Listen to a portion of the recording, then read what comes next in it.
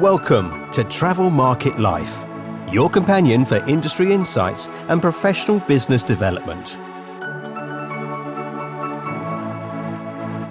Travel Market Life. Join us by webcast, video or podcast.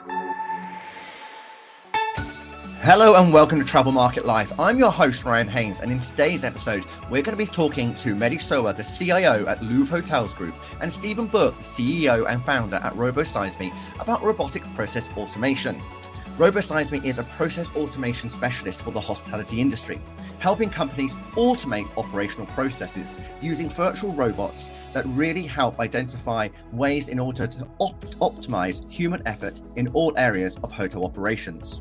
Working with Louvre Hotels Group, which is a portfolio that includes more than 1,600 hotels in 54 countries with historic brands Royal Tulip, Golden Tulip, Campanile and Premier Class. We'll find out what is RPA, why is it significant, and how Louvre Hotels is implementing it within its network. Travel Market Life. Hello, welcome to the show. Thank you very much for joining me, Stephen and Mehdi. It's wonderful to have you here. Just to start off with, Stephen, now you've been working in this field for quite some time now. Can you just summarize for us, what is robotic process automation? Yeah, thanks, Ryan. Thanks for having us on the show, and great question. So robotic process automation is where we use virtual or software robots. They're not hardware robots, so we're not going to have like little R2D2s, looking like a little motorized trash can running around the hotels. It's really a software robot that exists on a computer that does work that normally a human could do, right, or would do.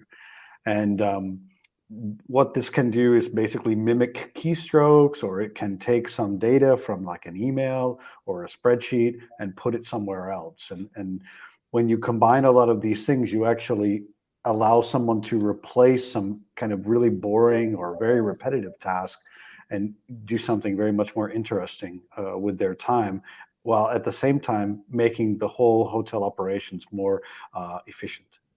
Okay, so why is it so significant for hoteliers and the hospitality industry, particularly today? Well, there's a few reasons. So first and foremost, hotels have what we call a lot of operationally vital yet highly manual processes. And you can see it in every hotel that you go into. People are, manually updating rates, or they're manually copying data from a spreadsheet into another spreadsheet, like some of the stuff the revenue managers do every day in their reporting tasks. We also have things like the rate loading season, where we get, hundreds of person hours of time that's spent typing the same thing over and over again. How many times do you want to retype that cancellation policy into your GDS rates for this year? There's every part of the operation, from back office to reservations to revenue management to even accounting, can be has some optimizations that can be done using process automation. Okay, I mean, it sounds it's very vast and many different ways it can be deployed. Now, Mehdi, is that true? Are you seeing the ability to actually deploy RPA in this way across your portfolio of properties? Yes, and as you said, we have a big number of hotels. At Louvre Hotel, we are managing everything centrally from the Paris office. So when you need to collect all this data to set up your system for the distribution for the PMS, at one moment when your present software, your PMS or CRS, does not allow you to have scripts or automate your setup, so you will need data entry. And data entry means a lot of time, a lot of mistakes, of human mistakes. So yes, we were looking for a solution to avoid this mistakes, to avoid this repetitive task, and also to improve our time to market. Because between the day when we have an hotel to distribute and to set up everything, to set up the room, the rates, and start selling them, it took weeks when it's human making data entry behind it. But with the robot, it's a few hours, because the robot doesn't sleep, doesn't do mistakes, and it go very fast. Did you think that it was actually going to be a software solution to this particular problem you're experiencing there at Louvre? At one moment, yeah, because we need some software automation. So you can do it by API, by bulk systems, but not all the software in the hospitality allow that. So the RPA is the good solution for it. I mean, we've been talking in the industry for so long about having decent integrations, about having these open APIs, and there's a huge amount of cost involved. And as you say, such a big tech stack. And I guess you can't have the same tech stack across all your 1,600 properties, surely. So that must be an additional challenge that you have there. How are you sort of addressing RPA across some of your tech stack? Are you actually concentrating on a particular area at the moment? For the moment, we are focusing on the hospitality part. So setting hotel on the CRS and the PMS. We are also working with our supplier to ask them for APIs and all this integration that we need. But as it's taking time, we need to have RPA for the moment to accelerate this operation. But it also, even when we will have API, we will still identifying repetitive task that Hotelier or the central team will need to do, and you can continue using RPI for that. Right. Yeah. So, I mean, as you say, Stephen, you started off by really sort of listing numerous ways in which that IPA can be deployed. And I guess working across your customers there, you're seeing different ways in which they're harnessing this. How and where are you seeing, beyond how Louvre is using it, that other hoteliers in the industry are really harnessing RPA for that immediate impact on the business? Very good questions. So I would say that of all the people that I've talked with, everybody's approaching their RPA journey from a slightly different angle. So some of the hoteliers are using it for dealing with large amounts of data updates. Some of them are using it to help migrate data from their legacy tech stack to their new tech stack. Those are kind of like one-time uses, but then we're also seeing people that are using the RPA to work around incomplete integrations in the industry. So for example, if you have a CRS that sends 99% of the data fields or 98% of the data fields that you want to the PMS, but some key data isn't there, you can build a robot that simply goes and grabs the data for that.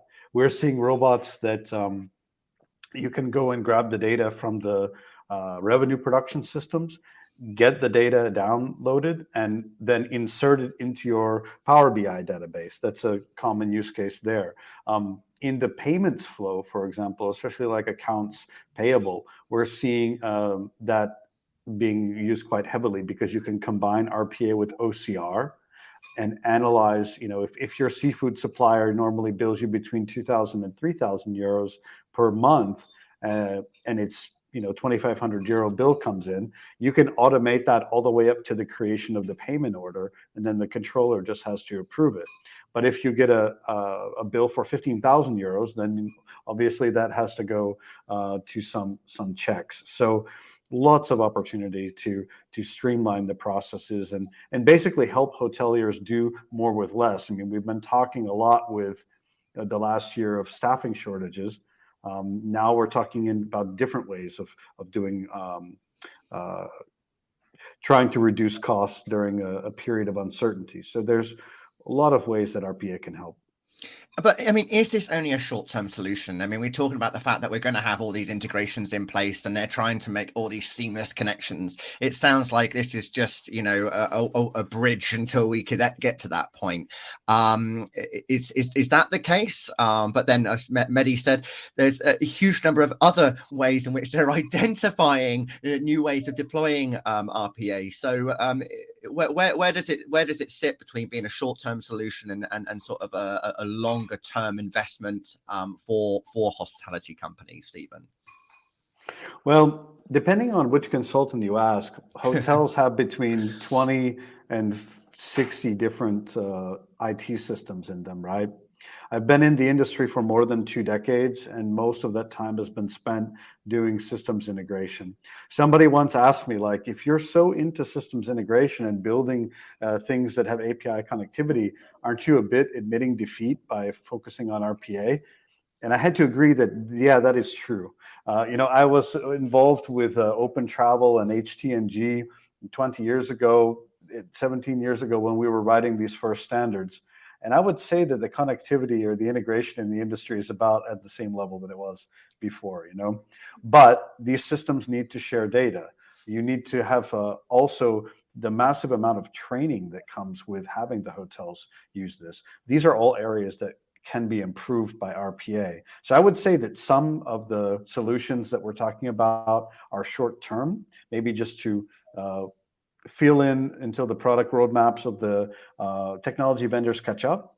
But at the same time, there's always a lot of manual work to be done. And any way that the robot can help this and to reduce the dependency on the human means that human can focus on the guest experience or some other activity that's giving more value. Absolutely. I mean, Mehdi, you mentioned particularly about the impact it has seasonally for you guys when it comes to updating rates, but also ensuring that all the data is clear, and the impact it has when there are human errors with that data. So what's the benefits you're seeing for the business by using RPA, and what's the impact it's also having on your staff? Today, when for all this work of data entry, companies, what they are doing, they are outsourcing. Okay, so they are outsourcing with the external company in other countries where they are not really have the experience or the management of your hospitality system. So it's a job that does not have high value, how would say it, transformation, high value operation, and as we are outsourcing, it's really far from the expert, from the staff. So using RPA, it's getting back this job near the expert, okay? So, and they will focus on monitoring or setting these robots. So we are changing a little bit their job, but to focus on high value operation and to get back the work at home, if I can say it. So it's something that's really good for the employee, and they are appreciating it and not saying that it is taking their job. I mean, this is a thing, isn't it? It's like you've got to make jobs in hospitality more attractive now. Exactly. And I think we all remember the days in our early 20s when we started working in an office environment and our job was data input. And that just ground on us. It was not exciting to go to work and you had 4 spreadsheets, several systems open, copy, paste, click, click, click, click here, there, and everywhere. I mean, we got to learn how to move our fingers very fast and learn how to almost, speed data input. But I guess that also led to those errors at the same time. But I guess by utilizing this technology, you're bringing a better enjoyment, a better experience for your staff at the same time. And working on innovating stuff, so it is attractive. And today, we will not stop with this with the hospitality system. We will look to the financial one, to the human resources one, and we will always find use cases to optimize the work. Excellent. I mean, it sounds like there has so many different ways in which it can be applied. And I guess these are things that you're starting to uncover, Stephen, as you go through this process, because you only really founded RobosizeME, I believe, at the beginning of this year. And you've already been recognized as an award winner. And you've got 3 incredible backers as part of your advisory board. Could you just tell us a bit about that, please? Right. Yeah. So we're excited about the advisory board. We tried to put together people from different aspects of the industry. So having Doug Rice join, he was the first person to join the advisory board. Doug is best known for founding HTNG and driving that and improving the visibility of that through to be a global hotel technology organization. Rico from Kempinski Hotels, gives us insight into a different class of hotels that, the luxury segment, for example, and some of the challenges that they face and ways that they can benefit from automation. And then also we've got Simone Porto on board, and Simone is coming from a totally different angle. He's got that experience being a hotel GM as well as a futurist, and he was one of the first people to speak about RPA. I believe it was about 5 years ago. He was quoted as talking about the impact of RPA on the hospitality industry. So those people can help us by giving us, kind of insights and acting as a sounding board as to some of the ideas that we have. Really excited about that. And generally, looking at some of the things that we're expecting to do in the next year is really talking with the hotels about the areas where they see the impacts from, whether it's people changing jobs more regularly now. We see that since the pandemic, the tenures in the hospitality space are becoming shorter and shorter. So it's down to like 6 or 7 months from what we're being told. And people will tell us that if I have heads of departments will say, if I have a 4-person team, it's basically 2 people are always training. I'm always looking for one of those people, and one of those people is a new hire. So it's really impacting them operationally. So we can try to see what we can, automate for them there. And another one is errors. So we did some tests in-house where we had, it was kind of fun for the first 1 hour, everyone copying spreadsheets back and forth from one monitor to the next, moving data kind of manually. And after about an hour, definitely after 3 hours, the accuracy just falls off a cliff.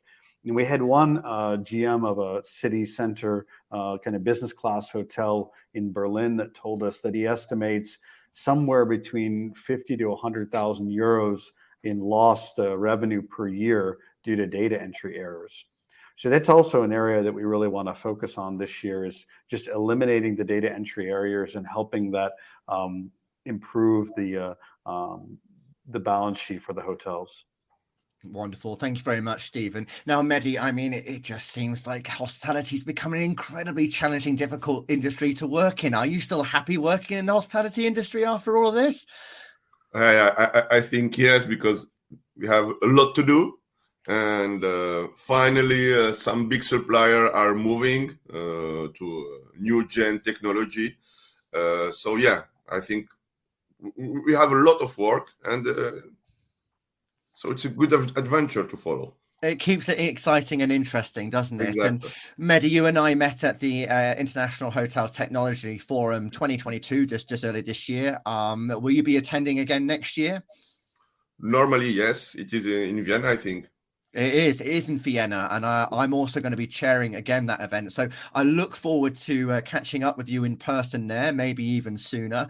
But Mehdi, thank you ever so much for giving your insight today on how you're using RPA at Louvre Hotels. Thank you. And Stephen, thanks ever so much also for giving that insight into how hotels are using RPA. Thanks, Ryan. Thanks, Mehdi. So check out all the other episodes as we explore the new technologies that hoteliers are utilizing and transforming hotels through digitalization. You can check that out on travelmarket.life or follow us on LinkedIn, where you get all the latest episodes and content that we are sharing as specialists in travel and hospitality technology. I'm your host, Ryan Haynes. Thanks for listening. For more, go to Travel Market Life. The music sensation by Zach Nelson is reproduced under license from Storyblocks. Travel Market Life is a Haynes Marcoms digital marketing agency production, serving the travel and technology industries.